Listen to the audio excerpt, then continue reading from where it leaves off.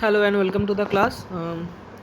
Today we will be discussing about the force chapter, and at first we will discuss about the Galileo's experiment. তো আগের দিন আমি যতটা অবধি পড়িয়েছিলাম তার ফোর্স অ্যাক্সেলারেশন ইন্ট্রোডাকশনটা দিয়েছিলাম এবং কত রকমের ফোর্স হয় সেটা আমি আগের দিন বলেছিলাম। আজকে শুরু করব তার next continuation topic, that is Galileo's experiment. Galileo's এক্সপেরিমেন্টটা ছিল, আমরা গ্যালিলিওর এই এক্সপেরিমেন্টের আগে মানুষজন বিশ্বাস করতো যে কোনো একটা বস্তুর ইউনিফর্ম মোশনের জন্য, দ্যাট ইজ কোনো একটা বস্তু চলবে, কনস্ট্যান্ট মোশন হবে, মোশনের জন্য অলওয়েজ একটা ফোর্স দরকার হবে। ঠিক আছে, কোনো ইউনিফর্ম মোশনেও যদি কোনো বস্তু চলে তাহলে তার সেই মোশনটাকে কন্টিনিউ রাখার জন্য একটা ফোর্স দরকার হবে। যদি ফোর্স না দিই তাহলে সঙ্গে সঙ্গে ওই বস্তুটা স্টপ হয়ে যাবে। এই ধারণাটা তাদের এসেছিল, যদি আমরা কোনো মাঠে দেখি, মাঠে যদি আমরা একটা ফুটবলকে কিক করি, যদি ফুটবলটাকে এমনভাবে কিক করি যাতে ফুটবলটা অলওয়েজ গ্রাউন্ড দিয়ে যায়, তাহলে কিছু দূর যাওয়ার পর আমরা দেখতে পারবো যে ফুটবলটা স্টপ হয়ে গেল। ঠিক আছে, তার মানে কি, আমরা তো ফুটবলে একবারই কিক করেছিলাম, তারপর তো আর ফুটবলে আমি কোনো ফোর্স দিইনি, তো তাই জন্য একটা টাইমের পর ওটা স্টপ হয়ে যাওয়াতে আমরা মনে করতে থাকলাম যে মোশন কন্টিনিউ রাখার জন্য আমাদের সবসময় ফোর্স দরকার হয়। কিন্তু এই ধারণাটা অ্যাকচুয়ালি ভুল। গ্যালিলিও প্রমাণ করলো যে না, কোনো বস্তুর মোশন কন্টিনিউ রাখার জন্য কোনো ফোর্সের দরকার হয় না। ঠিক আছে, মোশন কন্টিনিউ রাখার জন্য কোনো ফোর্সের দরকার হয় না। তাহলে আমাদের মনে প্রশ্ন আসবে যে তাহলে ওই বলটা কেন থেমে যাচ্ছিল? ওই বলটা অ্যাকচুয়ালি থেমে যাচ্ছিলো একটা আনব্যালেন্সড ফোর্সের জন্য। ধর ফুটবলটা এরকম যাচ্ছে, ফুটবলটা মুভ করছে, এখান থেকে এখানে এলো, কিন্তু স্পিডটা আস্তে আস্তে কী হয়, কমে যাচ্ছে, কারণ ওই যে মাটির ওপর দিয়ে ওটা রোল করছে, রোল করার জন্য মাটিতে একটা ফ্রিকশন ফোর্স আছে, যে ফ্রিকশন ফোর্সটাকে এই ফ্রিকশন ফোর্সটা ওকে পেছনের দিকে ঠেলার চেষ্টা করছে।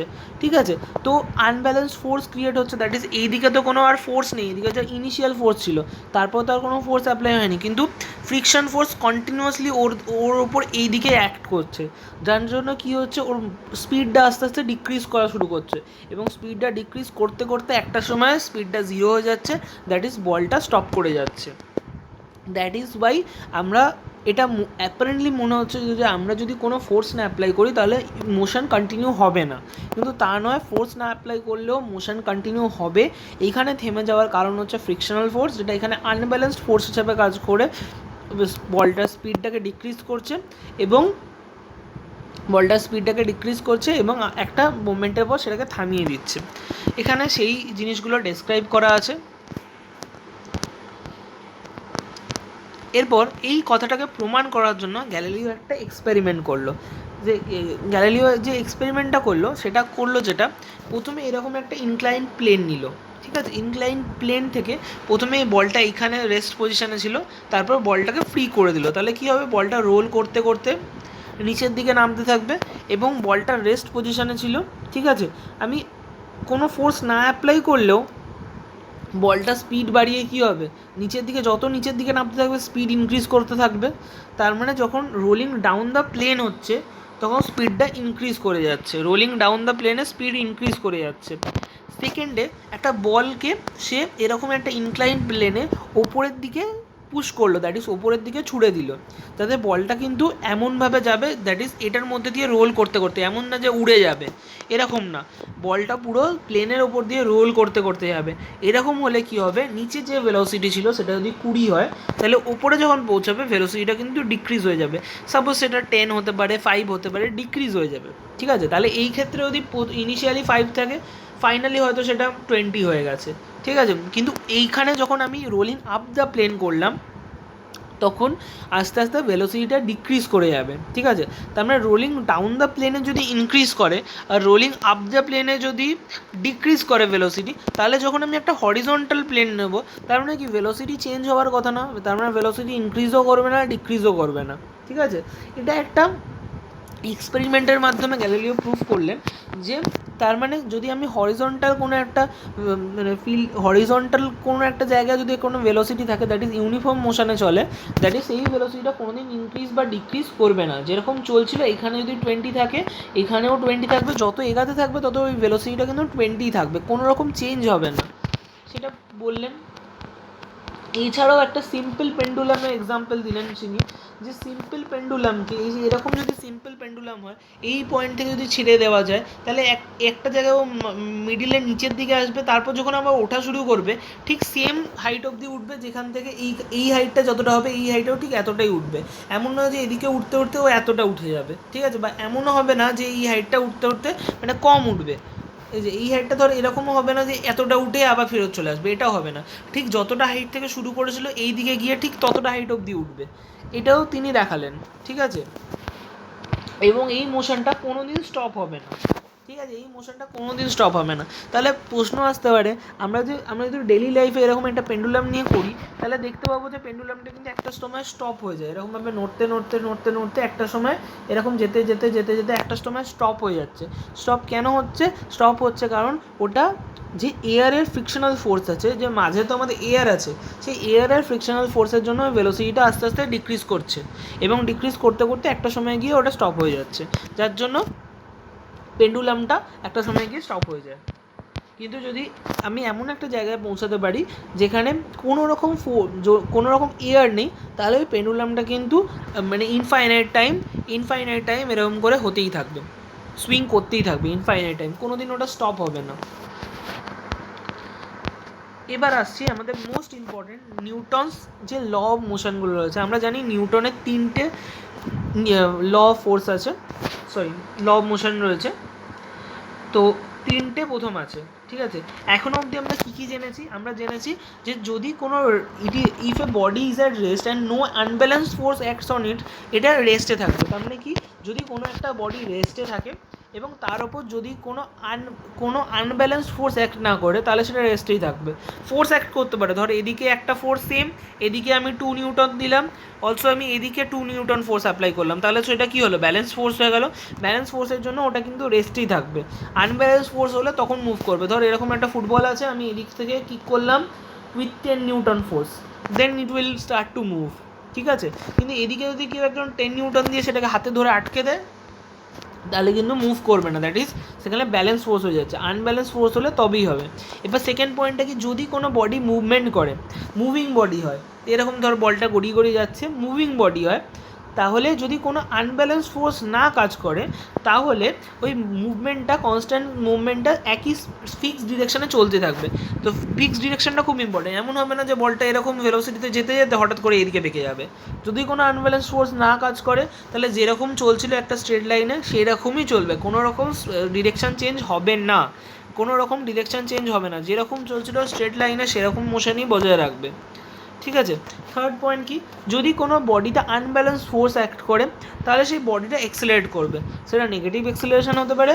নেগেটিভ এক্সেলারেশন কখনো, যখন ধর ফুটবল মুভ করছে, প্লেয়ার কিক করলো, ফুটবল মুভ করছে, গোলকিপার এসে স্টপ করলো, তার মানে কি, আনব্যালেন্স ফোর্স অ্যাক্ট করলো এইদিকে, এবং বলের স্পিডটা ডিক্রিজ হয়ে 0-তে চলে গেলো, ঠিক আছে, সেখানে নেগেটিভ এক্সেলারেশন হয়। আবার উল্টো দিকে বলটা তো দাঁড়িয়ে আছে, কোনো ফুটবল এসে কিক করলো, ঠিক আছে, তখন পজিটিভ অ্যাক্সেলারেশন চলে আসবে, বলটা মুভ করা আরম্ভ করবে। এবং এই নিউটনস ল অফ মোশন থেকে এই গ্যালিলিওস যে লটা বের করেছিল, গ্যালিলিওস ল অফ ইনার্শিয়া, এই ইনার্শিয়া লটা কি, ইনার্শিয়া ল কিন্তু অ্যাকচুয়ালি ইনার্শিয়া লগুলো হচ্ছে এইগুলোই, যে একটা মানে যদি বডি একটা রেস্টে থাকে, সেই বডিটা অলওয়েজ রেস্টে থাকার জন্যই ট্রাই করবে। আর যদি কোনো বডি মোশনে থাকে, তাহলে সে কনস্ট্যান্ট স্পিড নিয়ে ফিক্সড ডিরেকশনে এগোতে থাকবে, ঠিক আছে। যদি কোনো external force, that is unbalance force যদি না অ্যাক্ট করে, তাহলে রেস্টে থাকা বডি রেস্টেই থাকবে, এবং কনস্ট্যান্ট মুভমেন্টে অ্যাক্ট করা বডি কনস্ট্যান্ট মুভমেন্টেই অ্যাক্ট করবে, ঠিক আছে। এবং এইটাই অ্যাকচুয়ালি এই Newton's first law. A body at rest will remain at rest, and a body in a motion will continue remain in uniform motion unless acted by an unbalance force. That is, একটা রেস্টে থাকা body always রেস্টে থাকবে, এবং একটা মোশনে থাকা body সবসময় মোশনে থাকবে যতক্ষণ না পর্যন্ত তাদের ওপর কোনো আনব্যালেন্স ফোর্স অ্যাক্ট করবে। এবার কি বলেছে, this law may be also stated as, কীভাবে স্টেট করতে পারি, a body remains unaccelerated if the resultant force on it is 0। Resultant force 0 মানে কি, ব্যালেন্স ফোর্স রয়েছে। ব্যালেন্স ফোর্স যখন থাকে তখনই একমাত্র আমরা জানি রেজাল্টেন্ট 0 হয়, ব্যালেন্স ফোর্স যদি থাকে। আনঅ্যাক্সিলারেটেড মানে কি, অ্যাক্সিলারেশন হয়নি, তার মানে কি ফিক্সড, মানে স্পিডটা ফিক্স আছে, 0 থাকলে রেস্টে থাকলে রেস্টে, আর যদি ধর 2 মিটার/সেকেন্ড স্পিডে যাচ্ছিলো তো 2 মিটার/সেকেন্ডে। ঠিক এই কথাটাই বলেছে এখানে, যেটা বলেছিল রেস্ট মানে কি, রেস্টে থাকছে, আনঅ্যাক্সেলারেটেড হওয়া মানে কি এখান থেকে আর বাড়ছে না।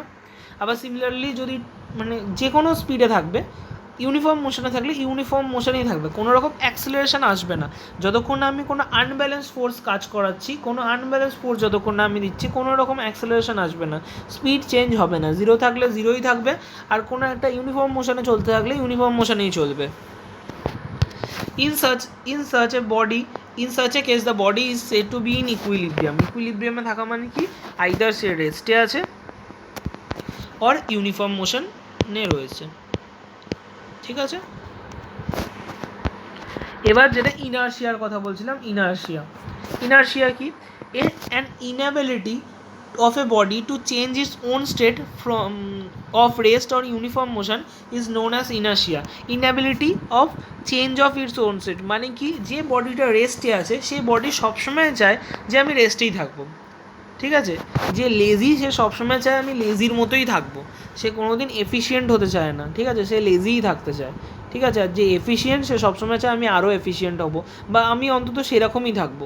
ঠিক আছে, এইটাই এখানেও সেরকম, একটা বডি যদি রেস্টে থাকে তাহলে সে রেস্টেই থাকতে চায়, আর যে বডিটা মোশনে থাকে সে মোশনেই থাকতে চায়, সে তার পজিশন চেঞ্জ করতে চায় না। এর একটা গুড এক্সাম্পল হচ্ছে আমরা যখন বাসে ট্রাভেল করি, যখন আমরা বাসে ট্রাভেল করার সময় বাসে দাঁড়িয়ে আছি, তখন বাসটা হঠাৎ মুভ করছে, বাসটা মুভ করতে করতে হঠাৎ ব্রেক অ্যাপ্লাই করলো, তখন ব্রেক অ্যাপ্লাই করার সঙ্গে সঙ্গে কী হবে, আমাদের পাটা যেহেতু বাসের যে সারফেসটা আছে তার সাথে কানেক্টেড আছে, ব্রেক মারার সঙ্গে সঙ্গে পাটা তো স্টেবল হয়ে যাবে, কিন্তু আমাদের আপার পোর্শন অফ দ্য বডি তো ও তো ভাবছে আমি মোশনে রয়েছি। ঠিক আছে, ও ভাবছে আমি মোশনে রয়েছি, হঠাৎ করে ফোর্সের জন্য হঠাৎ করে বাসটা ব্রেক মেরেছে, কিন্তু ও upper part of the body ভাবছে আমি মানে মোশনে রয়েছি, তাই জন্য আমরা একটু সামনের দিকে ঝুঁকে যাই, যখন বাস ব্রেক মারে আমরা সামনের দিকে ঝুঁকে যাই। আবার অন দ্য কন্ট্রারি, যখন বাসটা হঠাৎ করে চলতে আরম্ভ করে তখন আমাদের পাটা যেটা বাসের সারফেসের সাথে রয়েছে সে বুঝতে পারে যে আমি এবার মোশনে রয়েছি, কিন্তু আপার পার্ট অফ দ্য বডি চাই আমি তখনও মোশনে থাকবো, তার জন্য আমরা কী করবো, পেছন দিকে একটু হেলে যাই। That is upper part of the body তো এইখানেই থাকতে চাইছে, কিন্তু পাটা তো চলে গেছে এইখানে, তার জন্য কী হবে, আমাদের মুভমেন্টটা অ্যাকচুয়ালি এরকম হয়ে যাবে। ঠিক আছে, তার জন্য আমরা পেছন দিকে একটু হেলে যাই, এটা কি অ্যাকচুয়ালি ইনার্শিয়া বলে। এবার inertia and mass, and heavier body has greater inertia than the lighter body. যত হেভি হবে তত আরোই মানে চেঞ্জ করতে চাইবে না, মানে রেস্টে যে থাকবে সে রেস্টেই থাকতে চাইবে।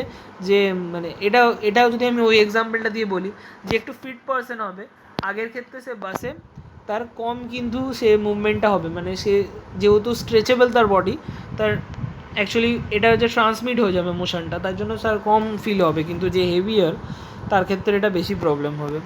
Inertia and mass কি বলছে, to change the velocity of the given body one has to apply mass. Consider two body of inequal mass, say football আর টেনিস বল, একটা ফুটবল নিচ্ছে একটা টেনিস বল নিচ্ছে, ফুটবল বড় হয় টেনিস বল ছোটো হবে, ফুটবলের মাস অবভিয়াসলি বেশি আর টেনিস বলের মাস কম। একটা টেনিস বলকে সে দুটো বলকে সে ইকুয়াল ফোর্স দিয়ে ইকুয়াল অ্যামাউন্ট অফ টাইমের জন্য পুশ করা হলো। ঠিক আছে, তাহলে টেনিস বলটা কি বেশি দূর যাবে এবং তাড়াতাড়ি দেখবি। একটা ফুটবলকে এটা আরও ভালো যদি কেউ এক্সাম্পল নেয়, যে আমি নিলাম একটা ছোট এই টেনিস বলটাকে নিলাম, আর একটা আমি নিলাম হেভি একটা কোনো হেভি কোনো পার্টিকেল। ফুটবল তো তবু মুভ করে, এটা বুঝতে অতটা সমস্যা হবে না, কিন্তু হেভি কোনো পার্টিকেল একটা আলমিরা রয়েছে, ঠিক আছে, সেটাকে আমি পুশ করে সরানোর চেষ্টা করছি। সেটা পুশ করতে গেলে কি, সে কোনোভাবেই সে রেস থেকে মোশনে যেতে চাইবে না। ঠিক আছে, কিন্তু একটা টেনিস বল খুব ইজিলি রেস থেকে মোশনে চলে যাবে। ঠিক আছে, তো তার মানে কি, আলমিরার যেটা ছিল, আলমিরার ওয়েট অনেক বেশি ছিল, যার জন্য ও কোনোভাবেই কিন্তু রেস থেকে মোশনে যেতে চাইছে না। কিন্তু আমার মানে কি বলবো, টেনিস বলে কিন্তু মাস অনেক কম, তার জন্য খুব সহজেই কিন্তু মানে কী বলবো রেস থেকে মোশানো যেতে পারছে। আবার উল্টো দিকে আমি চাপিয়ে দিলাম এই আলমিরাটাকে, আমি একটা স্কেটিং বোর্ডের ওপর চাপিয়ে দিলাম, ঠিক আছে, দিয়ে ঠেলে দিলাম। ঠিক আছে, এবার কী হবে, আলমিরা স্কেটিং বোর্ডের ওপর চড়ে খুব সহজে যেতে পারছে, স্কেটিং বোর্ডের উপর চড়ে হেভি স্পিডে যাচ্ছে, এবার তুই ঠিক করলে না ও তো চলে যাচ্ছে, এবার আমাকে ধরতে হবে আলমিরাটাকে। এবার তুই যখন এদিক থেকে ফোর্স অ্যাপ্লাই করে থামানোর চেষ্টা করবি, তো কত ফোর্স লাগবে বুঝতে পারছিস? মানে এমনও হতে পারে মানে আলমিরার মানে ঠেলে তোকে আরও নিয়ে চলে যেতে পারে, ঠিক আছে? তো তাই জন্য কি, এবার ও রয়েছে মোশনে, এবার ও করছে মোশনে, তুই ওকে জানতে চাচ্ছিস রেস্টে, তোকে সিমিলারলি সেম টাইপ অফ মানে বেশি অ্যামাউন্ট অফ ফোর্স অ্যাপ্লাই করতে হবে। কিন্তু একটা টেনিস বল ধর আসছে, আপনি ছুড়ে দিয়েছে, তুই ইজিলি খুব কম ফোর্স দিয়ে সেটাকে ধরে নিতে পারবি, তার জন্য তোর হেভি কিছু ফোর্স লাগবে না। কিন্তু তুই যদি আলমিরাটাকে ধরতে যাস, তো কী ফোর্স লাগবে বুঝতে পারছিস? তো এটাই, যত বেশি ফোর্স হবে তত ওর মানে কী বলবো, পজিশানটা চেঞ্জ করতে বা সিচুয়েশানটা চেঞ্জ করতে বেশি প্রবলেম হবে, ঠিক আছে? রেস্ট থেকে মোশনে নিয়ে যেতেও যেমন প্রবলেম হবে, মোশন থেকে রেস্টে নিয়ে আসতেও যেরকম প্রবলেম হবে। Examples of Newton's first law, ঠিক আছে? Inertia of rest, if a body kept at a place it remains any length of time with no force applied. খুব ইজি কথা, আমরা যদি একটা কোনো বস্তুকে রেখে দিই, কোনো একটা বডিকে একটা জায়গায় রেখে দিই এবং তার উপর যদি কোনো ফোর্স না অ্যাপ্লাই করি, তাহলে সেই বডিটা সবসময় ওই পজিশানেই থেকে যাবে, কোনো রকম পজিশান চেঞ্জ করবেন না। খুব ইজি কথা, জাক্স ওয়াইল ট্রাভেলিং, এটা তো আগেই বলে দিলাম। আচ্ছা, কার অ্যান্ড কয়েন এক্সপেরিমেন্ট, এটা খুব মজার একটা এক্সপেরিমেন্ট। যদি আমি এরকম একটা সিস্টেম নিই, দ্যাট ইজ একটা গ্লাস নিই, গ্লাসের উপর একটা পেপার বোর্ড নিই এবং পেপার বোর্ডের উপর আমি একটা কয়েন নিই, তাহলে এরপর যদি আমি এরকমভাবে এই সিচুয়েশানে রেখে যদি পেপার বোর্ডটা যেটা আছে সেটা খুব জোরে আমি পুশ করি, ঠিক আছে, খুব জোরে আমি একটা থ্রাস্ট দিয়ে এদিকে ঠেলে দিই, তাহলে কী হবে, পেপার বোর্ডটা চলে যাবে, কিন্তু পেপার বোর্ডের ওপর যে কয়েনটা ছিল, কয়েনটা কিন্তু পেপার বোর্ডের সাথে উড়ে যাবে না। কয়েনটা কিন্তু কী হবে, কয়েনটা চাইবে আমি রেস্টেই থাকবো, রেস্টে থাকতে চাইলে কয়েনটা চাইবে আমি এইখানটাই থাকবো, আমি কয়েন বলবে আমি কোথাও যাব না। কার্ডে তো তুমি জোর দিয়েছো, কার্ড চলে যাবে, কিন্তু কয়েন বলবে আমি কোথাও যাব না, কয়েন আমি বলবে আমি এখানেই থাকবো। তো কয়েন যেহেতু ওখানে থাকতে চাইছে, তো ওখানে থাকার জন্য কী করবে, কার্ড যেহেতু সরে গেছে, ও তো আর ওখানে থাকতে পারবে না, ওকে কী করবে, ও যেহেতু তখন কী করবে, ও ওখানে দাঁড়িয়ে আছে, তো গ্র্যাভিটি বলবে তো ওখানে থাকতে পারবো না, গ্র্যাভিটি ওকে নিচের দিকে টেনে নেবে, যার জন্য কী হবে, কয়েন গিয়ে নিচে পড়ে যাবে, ঠিক আছে? কার্ডে আমি প্লেস করেছিলাম ফোর্স, কার্ড চলে গেল, কয়েন বললো তুমি আমাকে ফোর্স দাওনি, আমি যাবো না। কয়েন কী করবে, কয়েন ওখানেই থাকতে যাবে, কয়েন রেস্টে থাকতে চাইবে, তো রেস্টে যেই না থাকতে চাইবে, গ্র্যাভিটি ওকে টেনে নিয়ে নিচে চলে আসবে, তো হয়ে গেল, ওই জন্য কয়েনটা ওখানেই পড়বে। কয়েন রেস্টে ছিল, রেস্টেই থাকতে চাইবে, কয়েন চাইবে না যে আমি কার্ডের সাথে মোশনে চলে যাব, ঠিক আছে? বোঝাতে পারলাম আশা করি। এই গেল আমাদের নিউটনস ফার্স্ট ল, আশা করি। আচ্ছা, আরও এক্সাম্পল আছে, striking a pile of carrom coins, ঠিক আছে? এরকম যদি আমি একটা সেটিংস করি, যেখানে খুব সহজে প্রথম যখন আমরা ক্যারামে অনেক সময় এই গেমটা খেলি, আমরা একটার পর একটা ঘুঁটি রেখে ক্যারামের মাঝখানে রাখি এবং তাতে স্ট্রাইক করি প্রথমে। এই যে স্ট্রাইকটা করার সময় দেখবি নিচের ঘুঁটিটা যেটা থাকে, আমরা যদি খুব জোরে স্ট্রাইক করি তাহলে নিচের ঘুঁটিটা বেরিয়ে যায়, আর বাকি ঘুঁটিগুলো সেম থাকে। আমরা যদি আস্তে স্ট্রাইক করি তখন এই পুরো ট্রিটা ভেঙে পুরো নিচে ছড়িয়ে যায়। কিন্তু খুব যদি জোরে স্ট্রাইক করি, যাতে করে এক ঝটকায় নিচের ঘুঁটিটা বেরিয়ে যাবে, তাহলে কী হবে, শুধু নিচের ঘুঁটিটা বেরিয়ে গিয়ে বাকি যে ঘুঁটিগুলো থাকবে সেগুলো কিন্তু ইনস্ট্যান্ট ওরকম ট্রি শেপেই থেকে যাবে। যদিও প্র্যাকটিক্যাল লাইফে এগুলো খুব কম হয়, আমরা যতই স্ট্রাইক জোরে করি বেশিরভাগ ক্ষেত্রেই ট্রিটা ভেঙে যায় এবং পুরোটা নিচে পড়ে যায়, কিন্তু লজিক্যালি এটা পসিবল। যদি আমরা খুব জোরে স্ট্রাইক করি তাহলে নিচের ঘুড়িটা শুধু বেরিয়ে যাবে। এমনকি কার্ড অ্যান্ড কয়েন এক্সপেরিমেন্টটাও খুব টাফ, ঠিক আছে? কার্ড অ্যান্ড কয়েন এক্সপেরিমেন্টটাও খুব টাফ, বেশিরভাগ ক্ষেত্রে কয়েনটা ছিটকে যায়, কিন্তু theoretically it is possible. Theoretically এটা হতে পারে যে আমি শুধু নিচের ঘুড়িটা বেরিয়ে যাবে এবং বাকি যে ট্রিটা ছিল, বাকি ট্রিটা অ্যাজ ইট ইজ থাকবে, কোনো রকম চেঞ্জ আসবে না বাকি ট্রিটায়। এবার রয়েছে এর ওপর কিছু এক্সাম্পল। কি বলেছে প্রথম দেখি, এ body of weight 5 Newton is kept at the smooth horizontal table. Find the force exerted by the table on the body. খুব ভালো কথা। এবার কি বলেছে দেখ, আমরা কি জানতাম যে একটা বডিকে রেস্টে থাকার জন্য সবসময় একটা ব্যালেন্স ফোর্স অ্যাক্ট করতে হবে, তাহলে বডিটা 5 নিউটন। এবার বডিটা কি গ্র্যাভিটির জন্য নিচের দিকে টানবে, এবং এবার যদি ওইটাকে ওই জায়গায় থাকতে হয়, গ্র্যাভিটির জন্য তো নিচের দিকে টানছে, তাহলে টেবিল ভেঙে পড়ে যাওয়ার কথা, সেটা যদি না করতে হয় তাহলে টেবিলকেও সেম ফোর্স দিয়ে ওপরের দিকে চাপ দিতে হবে, ওপরে সেম ফোর্স অ্যাপ্লাই করতে হবে, তবে রেজাল্টেন্টটা 0 হবে এবং ওটা একটা ফিক্স পজিশানে থাকবে, মানে রেস্টে থাকবে। তার মানে কতটা ফোর্স দিতে হবে? 5 নিউটন টেবিলকে এক্সার্ট করতে হবে। If the body is rest on the table from the Newton's first law, the resultant force on the body must be 0। যেহেতু ওটাতে রেস্টে রয়েছে তার মানে কি রেজাল্টেন্ট মোশনটা 0। এবার ইটস ওয়েট ইজ 5 নিউটন, যেহেতু ওয়েট 5 নিউটন, গ্র্যাভিটির জন্য 5 নিউটন নিচের দিকে রয়েছে, তাহলে আর তোকে অ্যাট্রাক্ট করছে by 5 newton, that is gravitational force. The force is in direction downward direction, আমরা জানি গ্র্যাভিটি সবসময় ডাউনওয়ার্ডে ডিরেক্ট করে। The table must exert a force 5 newton in upward direction, ও ডাউনওয়ার্ডে দিচ্ছিল, টেবিলকে আপওয়ার্ডে দিতে হবে, তবে রেজাল্টেন্টটা 0 হবে এবং ওটা ফিক্স জায়গা থাকবে। তার মানে টেবিলকে কত এক্সার্ট করতে হবে ফোর্স? 5 নিউটন। পরেরটা কি বলেছে? A block of weight 5 newton is place on the horizontal table, a person pushes the block from top by exerting a downward force of 3 newton on it. Find the force exerted on the body. তাহলে এই যে এই পিকচারটা এখানে এঁকে দিয়েছে, খুব সুন্দরভাবে এখানে এঁকে দিয়েছে, আমি আলাদা করে এখানে ড্র করছিলাম। তাহলে টেবিলে ওই বডিটার উপর কী কী ফোর্স অ্যাক্ট করছে? বডিটার উপর ফোর্স অ্যাক্ট করছে 3টে। একটা তার ওয়েট, যেট ইজ 5 নিউটন নিচের দিকে, আরেকটা যে মানুষ আছে সে ওটাকে 3 নিউটন দিয়ে নিচের দিকে প্রেস করছে। তাহলে নিচের দিকে টোটাল ফোর্স কত? 5 + 3, দ্যাট ইজ 8 নিউটনও নিচের দিকে ফোর্স পাচ্ছে। ঠিক আছে, এবার নিচের দিকে ফোর্স পেয়েছে, কিন্তু ওকে তো রেস্টে থাকতে হবে। রেস্টের জন্য আমরা জানি ব্যালেন্স ফোর্স রাখবে, রেস্টের জন্য আমার ব্যালেন্স ফোর্স রাখবে। তার মানে নিচের দিকে 8 নিউটন, এবার টেবিলকেও তার মানে উপরের দিকে 8 নিউটন ফোর্স অ্যাপ্লাই করতে হবে, তবে ওটা স্থির জায়গায় থাকবে, দ্যাট ইজ ওটা রেস্টে থাকবে। তার মানে force exerted by the table হবে কত? 8 নিউটন আপওয়ার্ড সাইডে। এবার বলেছে newton second law of motion. First law of motion গেল, second law of motion. Second law of মোশনটা ডেসক্রাইব করে কজ অফ অ্যাক্সেলারেশন। এবার আমরা এতক্ষণ বললাম যে স্থির মানে রেস্টে থাকা বস্তু সবসময় রেস্টেই থাকবে এবং ইউনিফর্ম মোশনে যাওয়া বস্তু সবসময় ইউনিফর্ম মোশনেই যাবে।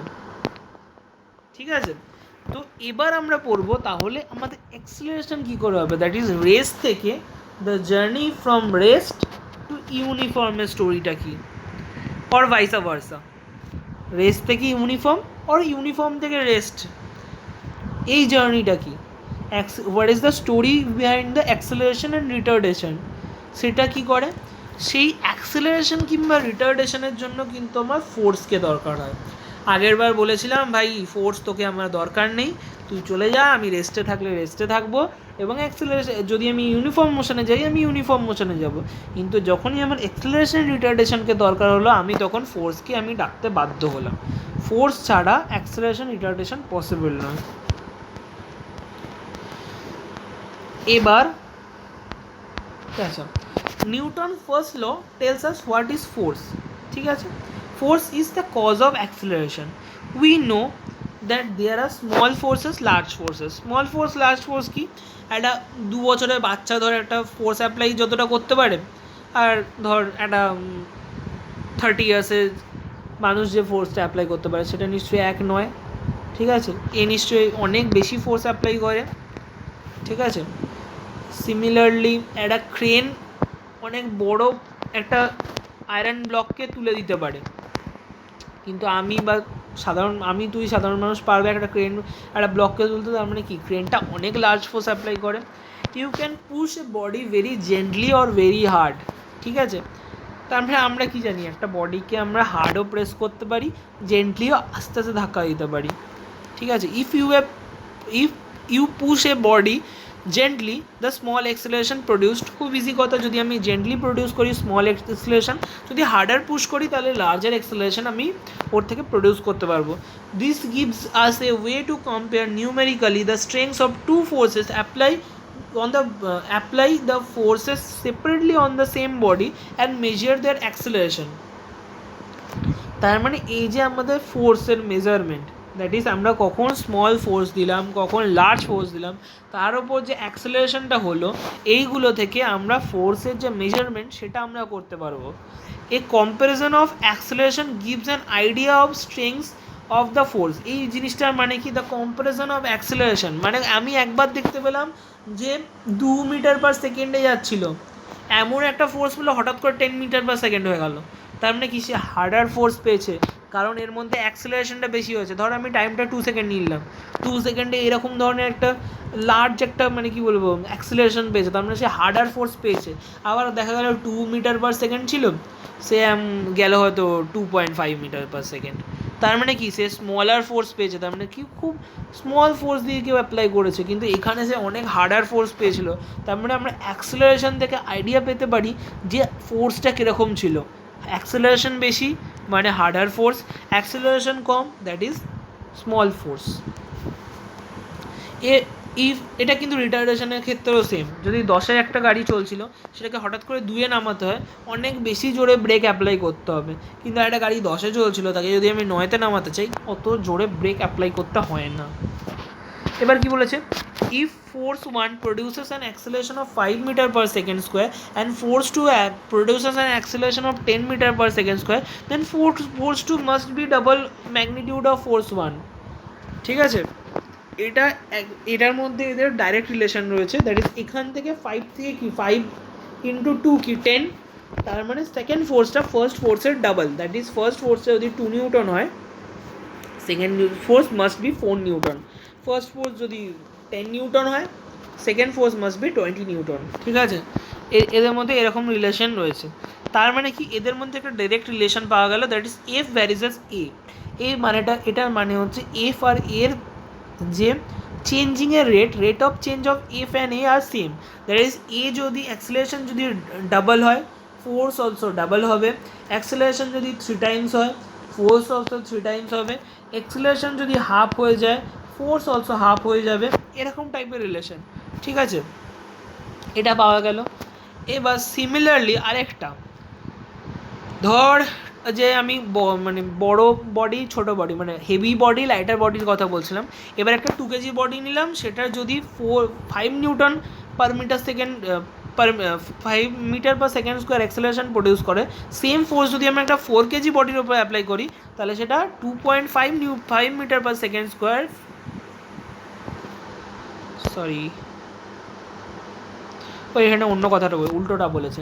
যদি একটা 2 কেজির একটা বল, 2 কেজি ধরুন কোনো অবজেক্টকে যদি আমি 5 metre per second square force acceleration produce করতে হয়, তাতে যে আমাকে ফোর্সটা অ্যাপ্লাই করতে হবে, আমি ধরে নিলাম তাতে আমাকে ফোর্স অ্যাপ্লাই করতে হবে 10 নিউটন, তাহলে 4 কেজি বডির ওপর এই অ্যাক্সেলারেশনটা প্রডিউস করতে গেলে আমাকে 2 কেজি থেকে 4 কেজি হয়েছে, 2 টাইমস হয়েছে। সো এখানে আমাকে 20 নিউটন ফোর্স অ্যাপ্লাই করতে হবে। এখানে 20 নিউটন ফোর্স অ্যাপ্লাই করলে তবেই ওটা সেম অ্যাক্সেলারেশনে মুভ করবে।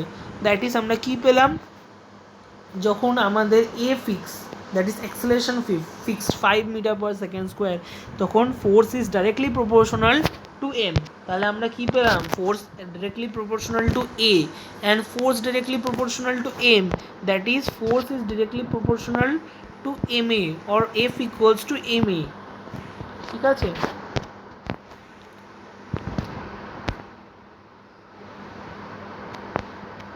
এবার newton second law of motion, second law of মোশনে কী ডেসক্রাইব করেছে, the magnitude of net force acting on the body is proportional to the product of mass and acceleration, the direction of the force is same as that of acceleration. এটা আমরা কি বললাম, magnitude of force যেটা থাকবে সেটা proportional হবে body product of mass of the body and acceleration, that is ফোর্সটা magnitude of force কত ছিল এফ, সেটা ডিরেক্টলি প্রপোর্শনাল কার সাথে, product of mass of the body M and its acceleration A. So F varies M A, সেটাই বলেছে। আর তারপর কি, the direction of the force is same as that the direction of acceleration, that is যদি আমাদের একটা body এইদিকে move করে আর আমরা যদি ফোর্স অ্যাপ্লাই করি এরকম একটা ডিরেকশানে, তার মানে কি হবে, এবার বডিটা এরকম একটা কোনো সাইডে মুভ করা আরম্ভ করবে, দ্যাট ইজ ফোর্স যেদিকে অ্যাপ্লাই হবে বডির মোশনটা বা বডির এক্সেলারেশনটাও সেদিকে অ্যাক্ট করবে। ঠিক আছে, দুটো কথা নিউটন সেকেন্ড ল অফ মোশনে কি বলেছে, the magnitude of force that is F is directly proportional to the product of mass of the body and its acceleration, that is f versus ma. আর যে ডিরেকশনটা হবে ফোর্সের আর যে ডিরেকশনটা হবে অ্যাক্সেলারেশনের, বোথ আর same. ওকে, এই দুটো কথা উঠে আসলো নিউটন সেকেন্ড ল অফ মোশনে। এটা খুব ইম্পর্টেন্ট মানে ল। এই ল এর ওপর আমাদের প্রত্যেকটা নিউমেরিক্যাল থাকবে, এই চ্যাপ্টারের ওপর যতগুলো নিউমেরিক্যাল থাকবে প্রত্যেকটা এই ল এর ওপর, এবং প্রত্যেকটা অঙ্ক হবে এফ ইকুয়ালস টু এম এ থেকে। ঠিক আছে, প্রথমেই একটা দিয়ে দিয়েছে এক্সাম্পল, কি বলেছে, এ force acting on 2 kg body produces acceleration of 2.5 meter per second square. Another force F2 acting on a 5 kg body produces 2 meter per second square. Find the ratio of F2, F1 and F2.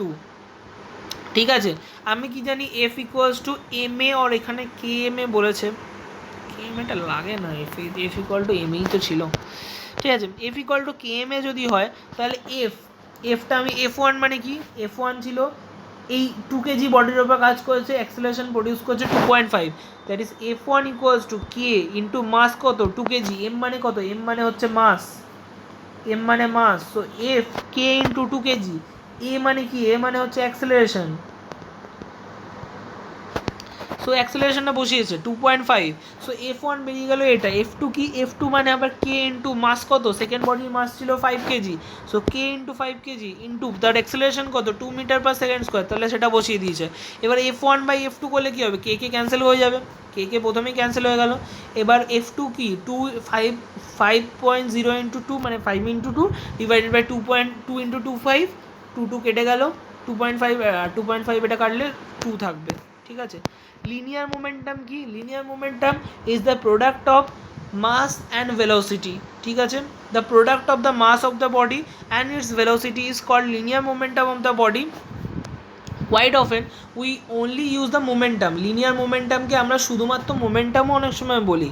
ঠিক আছে, momentum দু রকমের হয়, একটা linear momentum, একটা rotational momentum. রোটেশনালটা আমাদের higher ক্লাসে আছে আই থিঙ্ক, একটা রোটেশনাল মোমেন্টাম হয়, একটা লিনিয়ার মোমেন্টাম হয়। ঠিক আছে, তো লিনিয়ার মোমেন্টামটা হচ্ছে the product of mass of the body that is M, product of the mass of the body that is M, আর velocity of the body that is V, that is product, আর linear momentum হচ্ছে P, তাহলে P equals to M V, linear momentum হচ্ছে P equals to M V, that is product of the mass of the body and velocity of the body.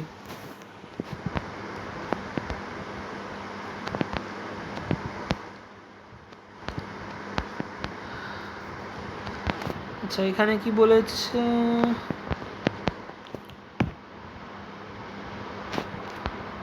আচ্ছা newton second law in terms of মোমেন্টামের রেসপেক্টে নিউটনের second লটাকে আমরা কিভাবে describe করব, কি বলেছে, newton second law, the rate of change of momentum of an object is proportional to the net force applied on the object and the direction. Momentum মানে কি আগে বলেছি, মোমেন্টাম মানে M V, momentum means mv. Okay, the rate of change of momentum of an object is proportional, mv the rate of change is proportional to the net force applied on the object. ঠিক আছে, তাহলে mv যে change এটা আমরা proof করব, দেখে না কিভাবে। Let us see how two ways stating the Newton's second law are equivalent. That is আমরা দুটো তো নিউটন ল অফ মোশন পড়লাম, প্রথমে হচ্ছে এই যে আগেরটা যেটা বললাম that is F equals to M, এটা আর এটা rate of change of momentum is proportional to the net force, দুটো যেটা বললাম দুটো কীভাবে ইকুইভ্যালেন্ট। ঠিক আছে, তাহলে এখানে আমরা কী নিচ্ছি, suppose an object is mass M moving in a straight line with constant acceleration এ।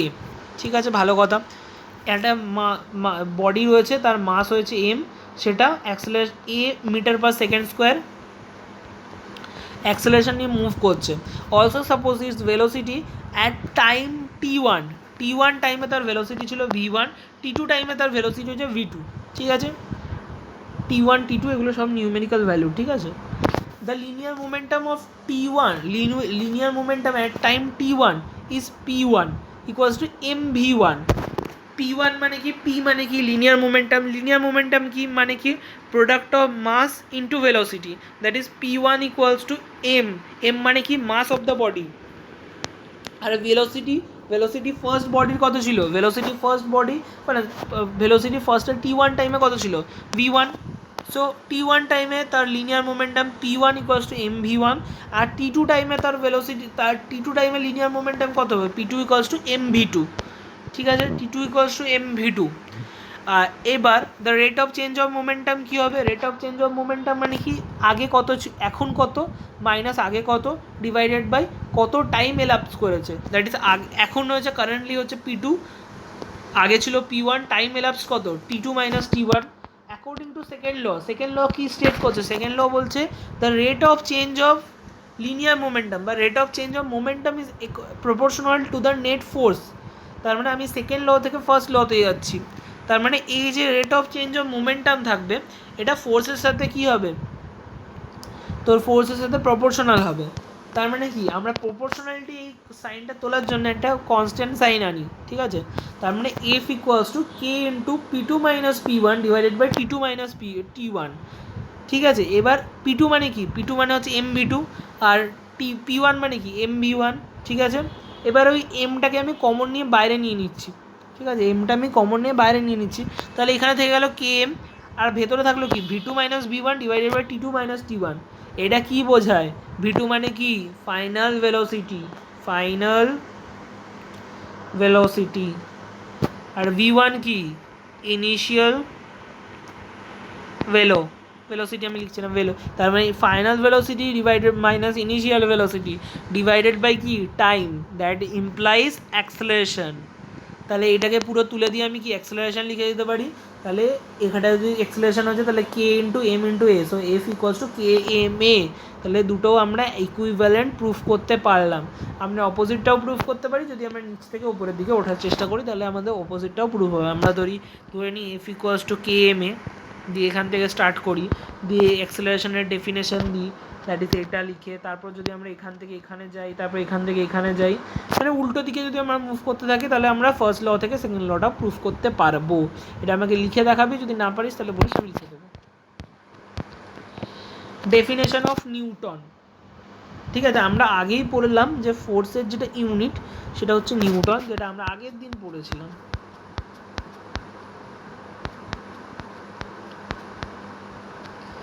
এই যে unit of force, SI unit of force is called newton. এবার ওই নিউটনের ডেফিনেশনটা জানবো যে অ্যাকচুয়ালি এক নিউটন মানেটা কি। এক নিউটন মানে হচ্ছে যদি একটা 1 কেজির বডি হয় তার ওপর আমার অ্যাক্সেলারেশন প্রডিউস করতে হয় 1 মিটার পার সেকেন্ড স্কোয়ার, তাহলে যে ফোর্সটা আমার দরকার হবে তাকে বলে 1 নিউটন। ঠিক আছে, বোঝাতে পারলাম যে যদি 1 কেজির একটা বডি হয় তার ওপর যদি আমার 1 metre per second square force apply করতে হয়, 1 metre per second square acceleration apply করতে হয়, তাহলে যে ফোর্সটা লাগে তাহলে সেটাকেই আমরা বলবো 1 নিউটন ফোর্স। ঠিক আছে, এরপর কিছু এক্সাম্পল আছে, এখান থেকে আবার এফ ইকুয়ালস টু এম এ লেখা আরম্ভ করেছে। এটা কেন লিখছিলি জানি না, ওই value of F1 and F2 বের করতে বলেছে, সেটাও F equals to K M A হয় না, এফ ইকুয়ালস টু এম এই হয়। তো এই দুটো বের করেছে, জাস্ট কিছুই না, এম ইন্টু এ করেছে, খুব easy. Sports and second law, আচ্ছা থার্ড ল এর আগে অবধি পড়িয়ে দিই। Sports and the second law, যখন ধর একটা কোনো বল উড়ে আসছে এবং একটা ফিল্ডার দাঁড়িয়ে আছে, যখন ফিল্ডারটা দাঁড়িয়ে থাকে তখন বলটা কি মোশনে আসছে and the fielder is in rest. তো যখন বলটাও ধরে তখন হাতটা টেনে এরকমভাবে টেনে নেয়, ঠিক আছে, যদিও এরকমভাবে ধরে রাখে তাহলে বলটা কী হবে, একটা হিউজ ফোর্স হাতের ওপর দেবে, যার জন্য আমার হাতে ইনজুরির চান্স থাকে, তাই জন্য সবসময় বলটাকে টেনে নিয়ে একটু নামিয়ে নেয়, ঠিক আছে, যাতে করে ওই বলটা কম ফোর্স ওর উপরে অ্যাপ্লাই করতে পারে, ঠিক আছে, বা লঙ্গার টাইম ধরে ওটা ফোর্সটা অ্যাপ্লাই করে, ঠিক আছে। কারণ বল হাতে ধরে নেওয়া মানে কি রেস্টে চলে আসলো, রেস্টে চলে আসলো। এবার ধর এটা 10 মিটার পার সেকেন্ড স্কোয়ারে 10 মিটার পার সেকেন্ডে আসছিলো, এবার ওকে যদি ঝট করে আমি এখানে ধরে আটকে দিই, তার মানে কী হবে, ওটা 10 থেকে ডাইরেক্ট 0 চলে এলো। 10 থেকে ডাইরেক্ট 0 আসার মানে কি, লার্জ ফোর্স। আমি বলেছিলাম হিউজ অ্যাক্সেলারেশন বা রিটার্ডেশন মিনস কি, লার্জ ফোর্স, ঠিক আছে। কিন্তু আমি যদি হাতটা আস্তে আস্তে করে নিচের দিকে টেনে নিই, তাহলে কী হবে, এবার কী হবে, বলটাও মুভ করছে, তো 10 থেকে আস্তে আস্তে 7 হচ্ছে, 6 হচ্ছে, 2 হচ্ছে, 3 হচ্ছে, 2 হচ্ছে, এরকম করতে করতে 0 হলো। তার মানে কি, টাইমটা বেশি ইল্যাপস করলো, যার জন্য অতটা ফোর্স লাগলো না।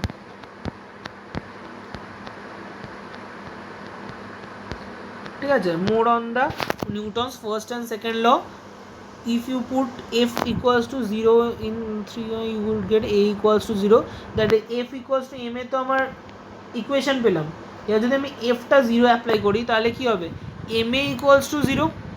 এবার দেখ, এম এ যদি 0 হয়, তার মানে কি, আমি আগের ক্লাসে দেখিয়েছিলাম আইদার m0 আর a0। এবার মাস তো কোনো 0 হতে পারে না, তার মানে অ্যাক্সেলারেশন 0। অ্যাক্সেলারেশন 0 মানে কি, বডি পজিশন চেঞ্জ হবে না। এইভাবে আমরা সেকেন্ড ল থেকে ফার্স্ট ল প্রুফ করতে পারি। That is for today's class. Thank you.